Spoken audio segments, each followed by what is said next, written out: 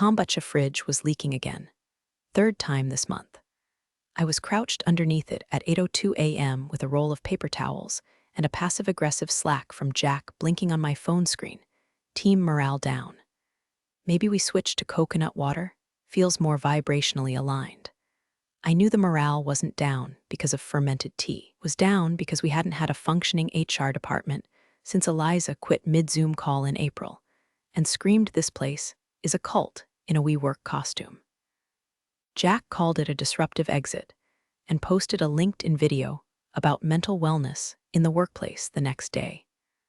Got 7,200 likes and an invitation to speak at a conference in Austin. Never mentioned that I stayed late that night answering payroll questions for 12 confused employees, one of whom was crying because she'd been accidentally taxed as an international contractor for 6 months.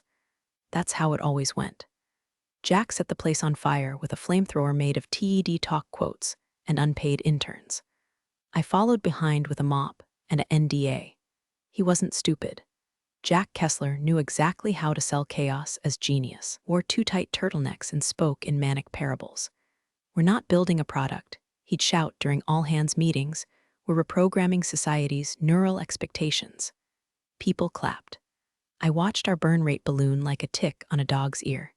He was also obsessed with optics.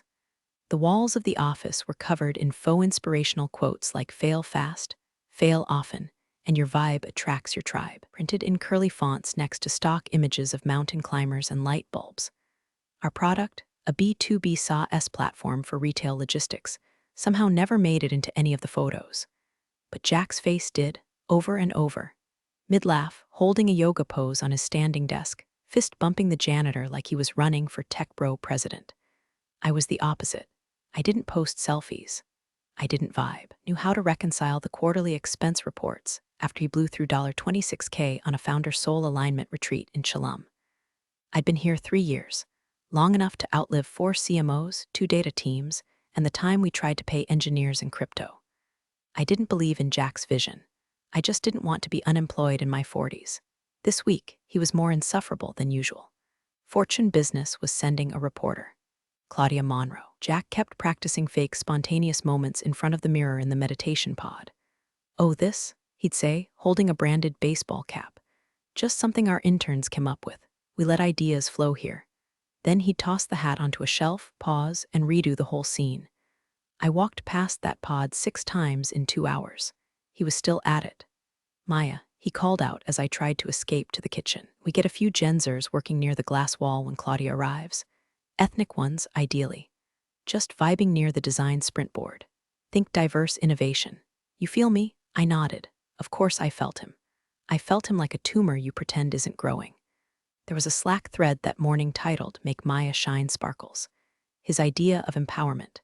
It was full of instructions like have Maya explain the ops dashboard. She makes it sound real. Get Maya to walk Claudia past the Q2 wall. It looks like we do retrospectives. In other words, I was the photo op for credibility. But I wasn't allowed to talk too much. Just enough to look competent, not enough to contradict him. That afternoon, I caught a junior developer puking in the stairwell. I handed her a ginger chew and asked what happened. "I haven't slept in 3 days," she mumbled. Jack told us the AI demo had to be working by Friday for the article. "It's not even connected to the backend yet."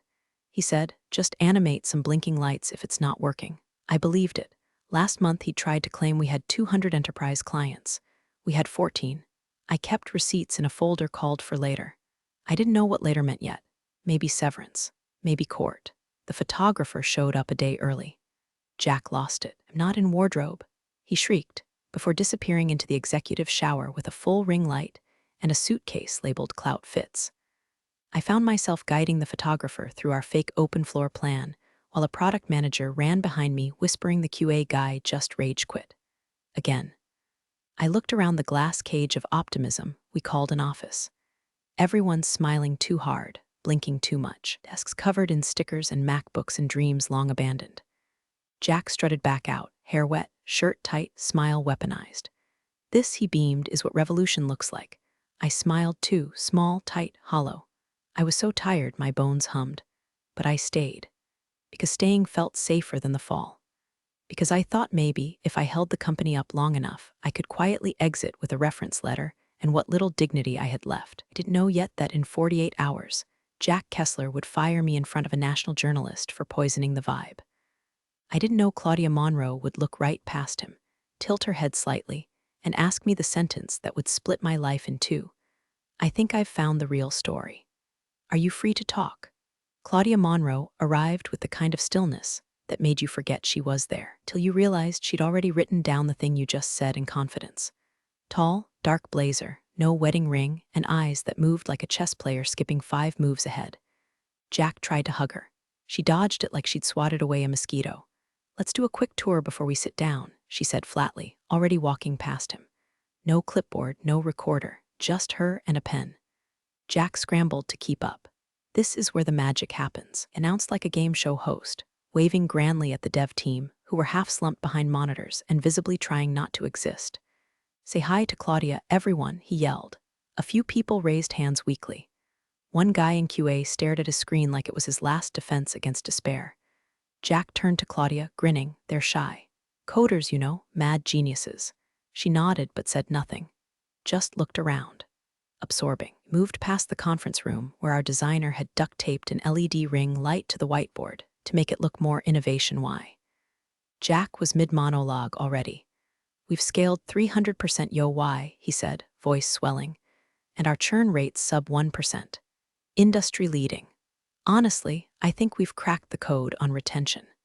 We hadn't. Last week we lost 2 legacy clients because Jack told one their product suggestions were spiritually misaligned. I know because I was the one who called them afterward and listened to them scream at me for 38 minutes. But here I was again, walking half a step behind Jack like some mute operations elf. Claudia stopped by the wall Jack called the war room. It was just a cluster of sticky notes and a bunch of buzzwords like hypergrowth, moonshot, something that just said vibration, circled 3 times.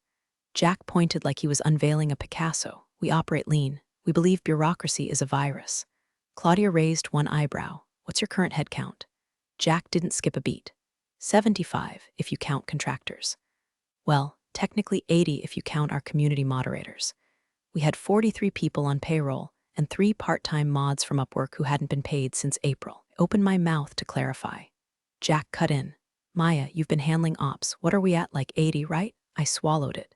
78, including part-time, I said, close enough to the lie to keep the performance moving. Claudia gave me a quick glance, like she heard the hesitation instead of the number. We hit the kitchen next. Jack picked up a branded coffee mug from a shelf he'd personally staged 2 hours earlier. "We like to keep things chill. Maya makes sure we don't crash the plane while we're skyriding." That got a tight, pity chuckle from Claudia. "Maya," she said, finally turning to me directly, "can you walk me through your logistics flow? Just briefly. I'm curious how you're servicing enterprise clients at this scale." Jack's face twitched. Logistics wasn't in the script. Neither was I talking directly. I smiled politely. "Sure," I said. I walked her past the Kanban board, past the unused testing suite Jack insisted we install for tour optics, and into the corner where the actual work lived. "This is where we process client intake," I explained. "We have a manual fallback when the automation bugs out, which happens more often than we'd like. The SLA is technically 24 hours, but we try to beat that if the client's priority flagged red." Jack fake coughed behind me. "She's being modest. Median response time is under 4 hours. It was 7. I continued anyway. "The team handles escalations via Slack channels segmented by tier. Most of the real bottlenecks come from sudden pivots, which are part of our adaptive strategy," Jack interrupted, gesturing like he was conducting an orchestra. Claudia's pen flicked. No smile. She kept her gaze on me. Then came the moment. Jack tried to stage one of his trademark spontaneous moments of vision. He grabbed a nearby whiteboard marker, uncapped it with his teeth like a cowboy, and wrote, "Disrupt or die." Claudia blinked. "Interesting. And how does that motto influence your product roadmap?" He froze for half a second. "Well," he stammered, "we don't really believe in roadmaps. They're more like intuition maps. Agile in spirit. We build from gut." I could feel her staring at me again. "Is that how your teams interpret direction?" She asked me directly. I glanced at Jack. His smile was sharp now, fragile, cracking. "We have a core backlog," I said carefully. "The challenge is balancing strategic focus with the rapid evolution of leadership vision. Claudia didn't laugh, didn't blink. She just jotted something and let the silence sit there like a dead bird in the room. The tour ended with Jack ushering her into his office for one-on-one. I could hear him enthusiastically ranting about the quantum edge of leadership through the door. I went back to my desk and opened Slack. One new message from Jack. Jack K., don't contradict me again. We need alignment. I left it on read. A minute later, Claudia stepped out. Her eyes scanned the room, then landed on me. She nodded once. Slight, thoughtful. And for the first time all day, I felt something other than dread. I felt seen. Chairs had been arranged in a circle, like we were about to host a tech seance. Jack insisted it be intimate but electric, which meant essential staff were herded into the conference space like reluctant cult members. And Claudia Monroe was strategically seated dead center, like some kind of sacrifice was being prepared, and she didn't know whether she was the priest or the lamb. He'd billed it as a vision sync, impromptu fireside chat with the team and the visiting journalist, meant to showcase our vibrant culture and transparent leadership. Translation: Jack wanted to hear himself talk while a camera-ready audience nodded like bobbleheads. I sat near the back, between the product lead who hadn't slept in 3 days and the junior marketer still nursing a broken toe from the last time Jack threw a chair playfully during sprint planning. The lights were dimmed. Music played, some off-brand, royalty-free synth track he called brainwave ambience. Jack entered the room like Steve Jobs with a concussion, arms open wide. Team, he said, drawing out the word like it was holy. We're on the cusp, the verge, the razor's edge of the next frontier. Claudia didn't even lift her pen. He spoke for 20 minutes without saying a single measurable fact. Just a slurry of phrases like vertical integration of consciousness, fractal trust. Unicorns aren't born, they're conjured. Everyone clapped anyway, nervous hands slapping like rain on a tin roof. We'd learned over time that Jack didn't just want agreement, he wanted worship. And then he pivoted. As visionary leaders, we sometimes have to make hard calls, he said, lowering his voice to that fake gravitas register he used when pretending to care. Tough love isn't cruelty, it's clarity. I felt the air shift a full 5 seconds before it happened, some primal instinct like spotting the shadow of a falling tree before you hear the crack. Jack turned to me. Maya, he said, loud, performative, stand up for a second. I didn't move, he repeated it. Slowly I stood. My hands were cold. Do you know what it means to poison a culture, he asked, pacing now. It means undermining the mission. It means infecting the spirit of progress with cynicism. Negativity, quiet sabotage.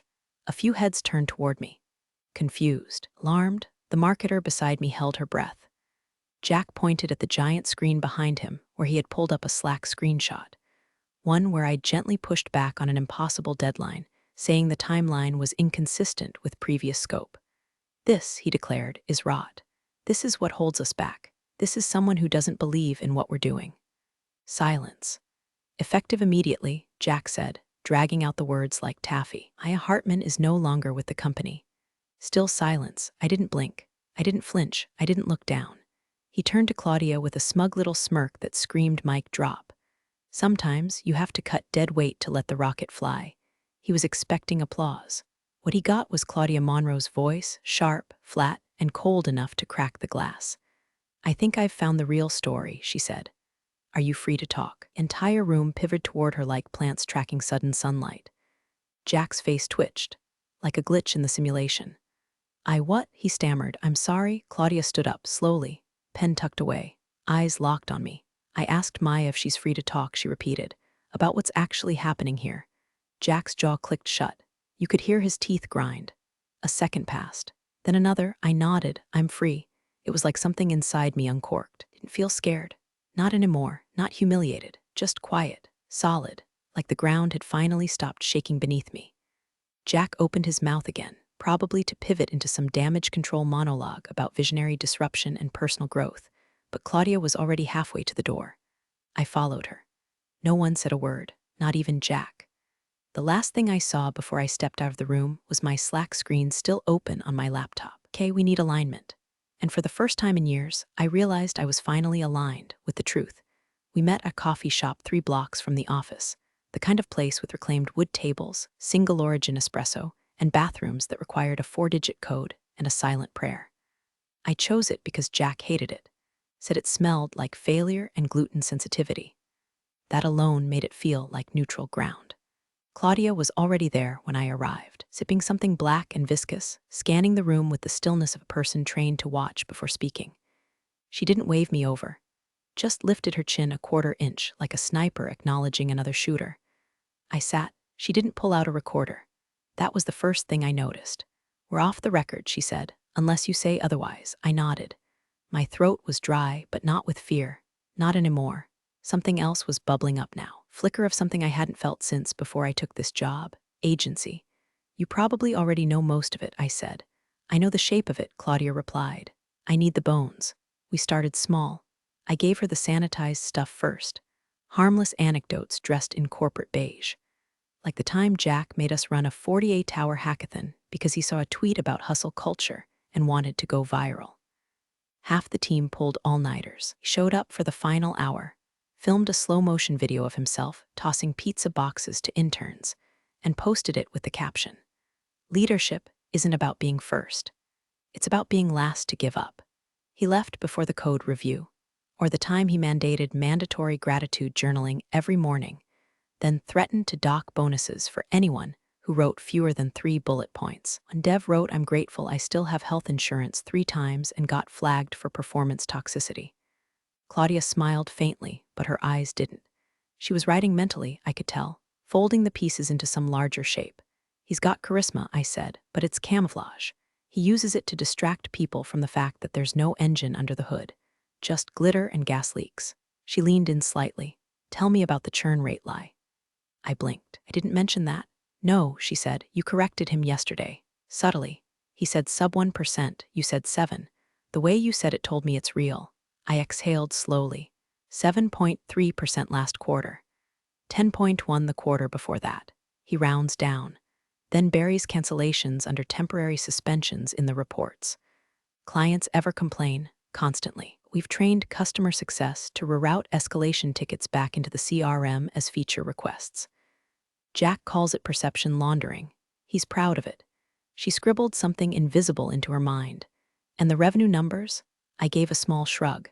"Ask the controller, if she hasn't quit by now." Our biggest enterprise client is technically Jack's college roommate, paying $1 a month through a shell corp just so we can say we're servicing retail clients across verticals. Most of our actual revenue comes from 3 contracts, one of which is about to expire. Claudia nodded once. "I've spoken to 2 former employees. They said you're the only reason anything still functions." I laughed, short and bitter. "I'm the duct tape, he's the paint." She leaned back just slightly. Let the silence expand. Then she asked, "Why now?" I looked out the window. A dog was tied to a bike rack outside, yawning in the sun like the world wasn't actively on fire. Because for 3 years, I told myself I'd leave with my head down and a letter of recommendation, that I'd survive it if I just stayed quiet. But then he fired me in front of you like I was a roach he'd finally caught in the kitchen, like I was disposable. And for the first time, it hit me. I am disposable. We all are, unless someone makes it stop. Claudia sipped her coffee. "You signed an NDA?" she asked softly. "Of course. Standard or hostile?" "Both. The standard one is 7 pages. The hostile one has a clause that lets him sue me for defamation if I misrepresent the founder's character in any context that may reduce investor confidence." She raised an eyebrow. "That's not enforceable." "I didn't know that. You do now." Another silence.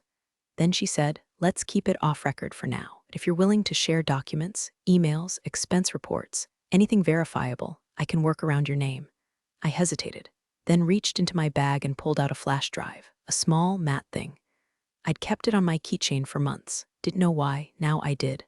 "I don't want revenge," I said. "I want it to mean something. I want people to stop getting chewed up by him and spit out like gristle." Claudia took the flash drive, turned it over in her palm like a rosary bead. "Then let's find out what it's worth." As I walked out of that cafe, something strange happened. The sun felt warmer. My steps felt heavier, but in the way that meant they mattered. I wasn't some silent cog in a manic founder's fever dream anymore. I was a fuse. Lit. The flash drive sat between us like a loaded gun. We met again, this time at Claudia's temporary rental, an anonymous Airbnb loft tucked above a vegan soap boutique. No cameras, no microphones, just blackout curtains, a half-dead succulent, and Claudia's laptop casting sterile white light on her face as she clicked open the first folder. She didn't speak for the first 10 minutes. I watched her eyes move. Faster, then slower, then very still.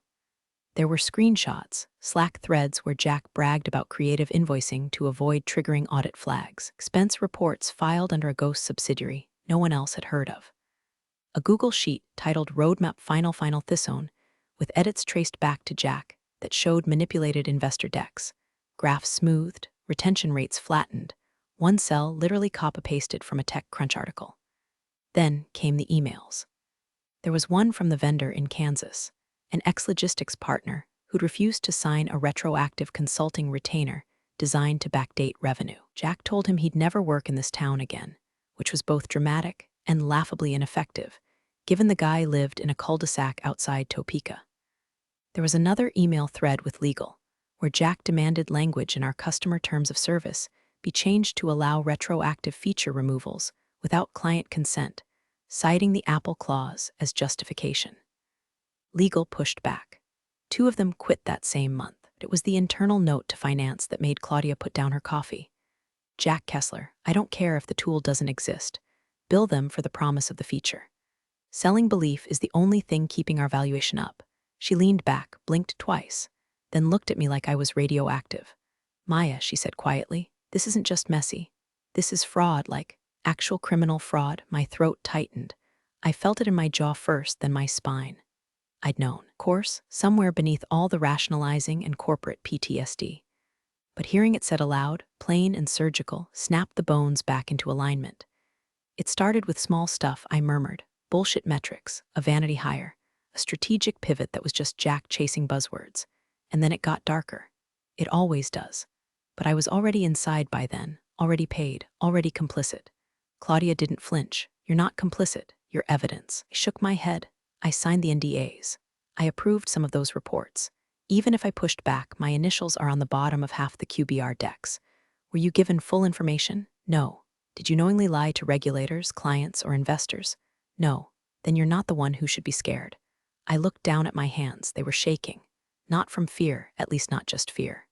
From the weight of finally holding this rotting thing up to the light. What happens if he sues me? I asked. Claudia smiled, but it wasn't kind.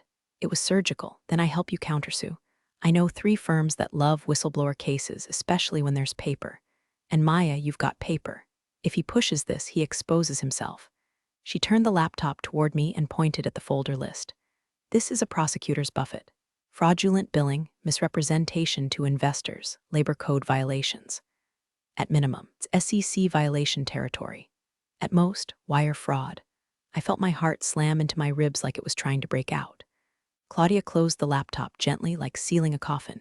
Here's how this works, she said, her voice low. I anonymized the sources. You're someone close to operations. We verify every document independently. Anything that can't be verified, we discard. No speculation. Just facts, clean, surgical. I nodded slowly. She handed me a burner phone. If anyone from the company reaches out, log it. Don't respond. If legal contacts you, send me the language. If anything happens that feels off, someone following you, weird messages, sudden friend requests, you call me first. I tucked the phone into my bag like it was a Bible. We didn't say goodbye, just nodded like co-conspirators departing opposite ends of a heist. That night, I didn't sleep. Lay awake listening to the hum of my refrigerator and the faint sound of sirens in the distance. Not because I was scared, though I was, but because something had finally broken loose in me. The anxiety hadn't left. It still circled like a vulture. But under it, like hot iron beneath soft earth, was something else, resolve. Claudia called me 2 days later. No greeting, just business. I've spoken to 5 people, she said. 3 former engineers, 2 ex-assistants, all off the record. They tell the same story you do, different details, same rot. I stood in my kitchen, staring at the moldy lemon in my fruit bowl like it might explain something. Claudia's voice crackled through the speakerphone, low and precise. One of them had a screen recording. Jack berating the dev team on a 2 a.m. Zoom call, saying if the AI didn't start acting smarter by Monday, he'd replace them with Fiverr bots. I felt my lips twitch, bitter almost smile. That sounds about right. He made a junior cry, Claudia continued. Called her a human bottleneck with bangs. That one hit me in the gut. I remembered that dev Emma, fresh out of grad school, sharp, earnest. She quit a month after that sprint. You think any of them will go on record? I asked. Not yet, they're scared. But they're watching you. If you hold, they might follow. That same day, I opened my old group chats. Quiet little Slack DMs, LinkedIn connections I hadn't clicked on since they escaped the startup asylum. I started poking, gentle check-ins, the kind you send when you're not sure if you're offering a life raft or asking for one. Most replied within minutes. Been waiting for someone to do this, one said. I still have the budget email where he asked us to delete receipts, another wrote. FYI, if he finds out you're the source, he'll come for your LinkedIn first. That's what he did to Carla. That last one came from Priya, our former partnerships lead. She'd left quietly after a blowout with Jack over revenue projections he invented in a lift on the way to a pitch meeting. Do you want to talk? I typed. She called instead. No one's got a better read on that monster than you, she said. And since we're all pretending we didn't see what we saw, let me make it real for you. Jack tried to bribe Renslow Distribution to stay quiet after the API meltdown. My blood slowed. What? He offered them a consulting fee to sign a pre-drafted testimonial saying their dashboard had never gone down, even though they lost 2 full shipping days. I was CC'd. I never opened it, just quit. I felt my pulse climb. Do you have the email? I have the outbox copy. It's yours. I messaged Claudia that night. Response came in under 5 minutes. Holy shit. We're greenlit. Editor just approved full investigation. I've got resources. Legal. Fact check. It's real now. I sat back in my chair, staring at those words until my eyes blurred. I'd been standing on a cliff for so long, I forgot there was ground below. When I showed up at Claudia's loft again, she had a whiteboard up now. Names, dates, arrows. It looked like a murder wall on a prestige HBO show. Here's what we're chasing, she said. Fraudulent revenue claims, retaliatory firings, NDA abuse, investor misrepresentation, labor violations, and if we get lucky, witness testimony from one of the vendors he tried to pay off. She turned to me. You're the anchor. If this story lands, it'll land because you were first. I felt a flicker of pride. Then nausea. What if I can't carry it? I whispered. Claudia didn't blink. You already are. That night, I got an encrypted email from an old back-end engineer. No subject line. No greeting. Just a single sentence. If this goes public, I'm in. I stared at it for 10 minutes before closing my laptop. My hands were shaking again, but not from fear, from motion, from momentum. This was no longer a maybe. This was a movement, and I was in the center of it, whether I liked it or not. The envelope arrived at 8:47 a.m., slid under my apartment door like a threat wearing a bow tie. No return address. Cream-colored. Too thick to be junk, too stiff to be anything good. Inside, a cease and desist letter. Legalese bled across the page in serif font like it was trying to scare me with vocabulary. Cease and desist all defamatory commentary, disclosure of proprietary information, violation of binding non-disparagement clauses. Signed not by a lawyer, but by Jack himself. His signature, Sharpie scrawl like a child forging a note from Santa. At the bottom, a postscript. We'd prefer not to pursue further action, but your recent behavior leaves us no choice. Please consider the consequences. The arrogance hit harder than the threat. I stared at it, hands steady, chest boiling. Not because I was afraid, though yes, fear was there, but because the sheer pettiness of it was insulting. Jack knew. He didn't need confirmation. It smelled blood in the water the moment Claudia started asking real questions. And now, like a cornered raccoon in a designer hoodie, he was lashing out the only way he knew how, through intimidation and image control. I scanned the letter, sent a PDF to Claudia. 10 minutes later, my phone lit up. This is good, she said. Good, I asked. He blinked. You rattled him. He sent a threat. He documented a threat, she corrected, which now becomes evidence. Barely had time to process it before my phone started vibrating again. Not Claudia this time. LinkedIn. Notifications were piling in like ants on a corpse. A post was making the rounds. From the Hartman situation, a company account HR had created to post culture spotlights and photos of birthday cupcakes before it went dark 6 months ago. It had been resurrected for one reason, to smear me.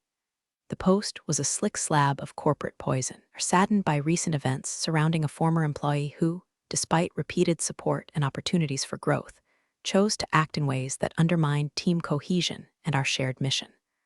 While we won't comment on personnel issues, we urge our community to be cautious of narratives rooted in personal vendettas and emotional instability. No names, but everyone knew. The comments were worse. Wasn't she the one who tanked the automation sprint? Always seemed. One post reads simply, Kessler built an empire, she was just bitter.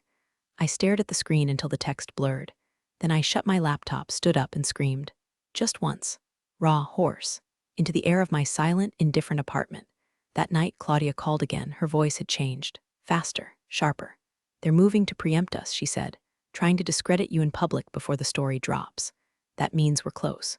But it also means we have to." She laid it out, blunt and surgical. "We go to print in 7 days. That's accelerated. We don't wait for every stone to turn. We publish what we can prove beyond doubt. Enough to withstand pushback. Enough to get picked up nationally." My chest tightened. "And if they escalate?" I asked. "They will," she said. "But you won't be alone." A pause. Then, "Maya, I need to know you're still in." I looked at the letter. At the LinkedIn smear campaign. The raw heat sitting in the back of my throat like fire waiting to be exhaled. "I'm in," I said, and I was. Not out of spite, not anymore, but out of something deeper. Older, that part of you that gets clawed raw and finally decides, no, you don't get to do this to people and walk away clean. That night I couldn't sleep, again. But this time it wasn't dread keeping me awake. It was purpose, burned into my ribs like a vow. It dropped on a Tuesday morning. No teaser, no countdown. Just a cold, clean link that hit the Fortune business homepage like a sledgehammer wrapped in velvet. Inside the Cult of Kessler. How a startup unicorn became a case study in delusion, deceit, and silicon spin. Byline, Claudia Monroe.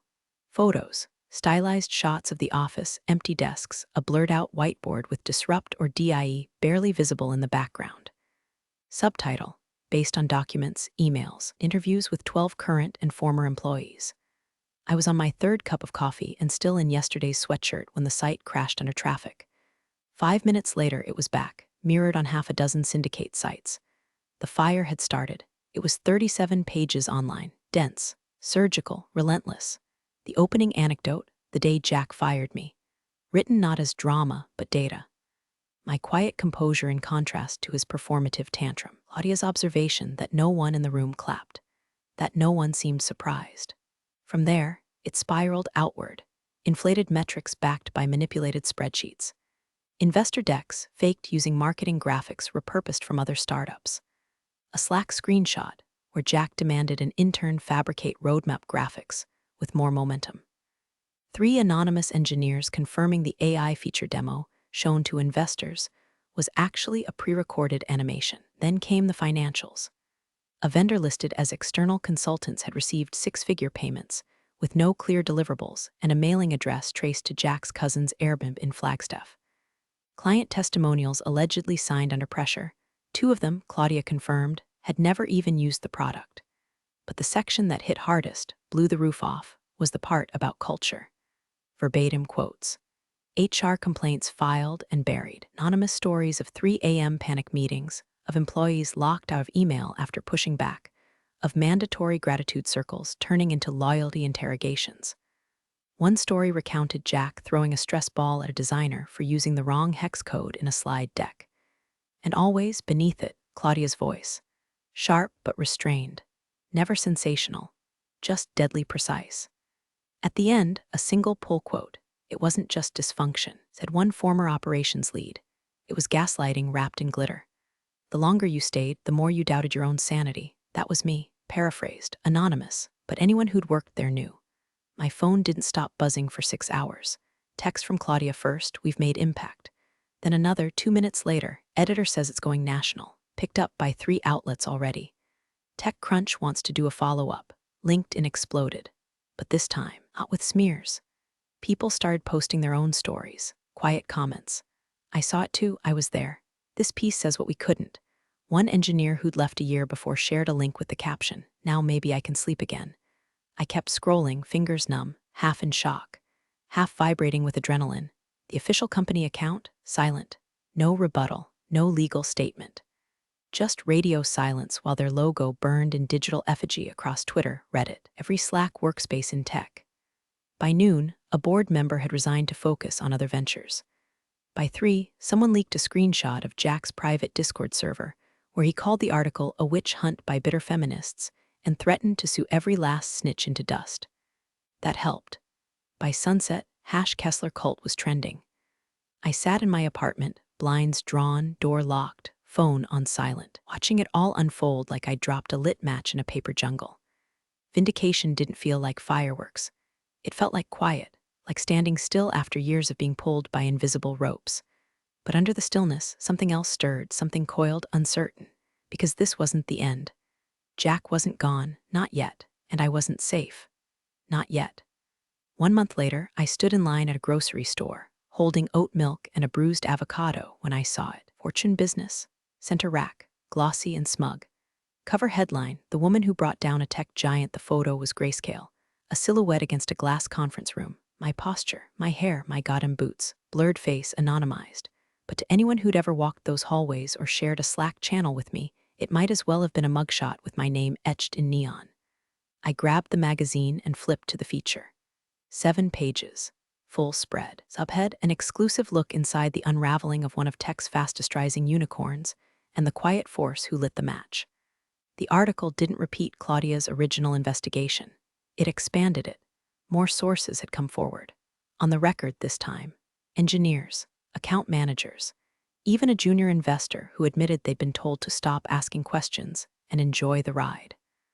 One assistant detailed how Jack had forced her to delete emails and fired her for inappropriate emotional tone in her Slack messages. A contractor described being paid in advisory equity that vanished after a fake acquisition press release.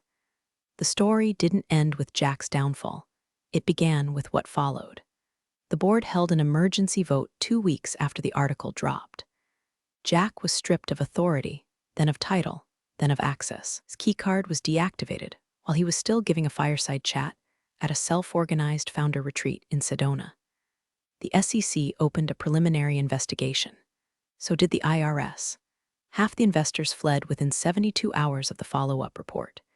His flagship product, unusable without the dev team he'd alienated, was quietly sunsetted, its backend left to rot like a broken clock in a warehouse no one bothered to lock. Meanwhile, got an email from a firm I'd admired from afar for years. Not some buzzword mill, but a consulting group that specialized in corporate rehabilitation and forensic audits. Real grown-ups. The email was short. We followed the story. We believe people like you are exactly what tech needs right now. Are you open to a conversation? I didn't reply right away. I needed a minute. Maybe a month. Because for the first time in years, I wasn't surviving a job, wasn't clawing my way through gaslight meetings or fixing someone else's wreckage in the dark. I was waking up, choosing what mattered, stepping into something that felt like agency, not armor. That Saturday, Claudia showed up at my door. No press pass, no recorder, just a bottle of champagne under one arm and a smirk that said, "We both know." She raised the bottle. For the record, she said, "I've never toasted a source before, but you're not just a source anymore. You're the story." We sat on my balcony, legs propped on the railing, the city humming beneath us like a calmer, kinder beast. I asked her, "Do you think he'll try to come back, rebrand himself?" "Probably," she said. "They always do. Burn the house down and sell the ashes as incense." I laughed. It felt clean, final. We clinked our glasses, foam spilling over our fingers. I didn't give a speech. Didn't whisper some dramatic vow. Just let the silence stretch between us like warm fabric. Because it was done, not erased, not forgotten, but done. Jack Kessler's empire was rubble. And somehow, without planning it, without ever asking for it, I had become the cautionary tale, the quiet voice that tipped the first domino. And in that moment, glass in hand, wind on my face, Claudia beside me, I finally stood still and didn't flinch.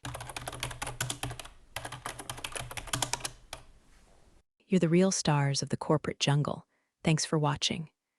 Hit subscribe, or I'll flick the switch on your old cubicle memories.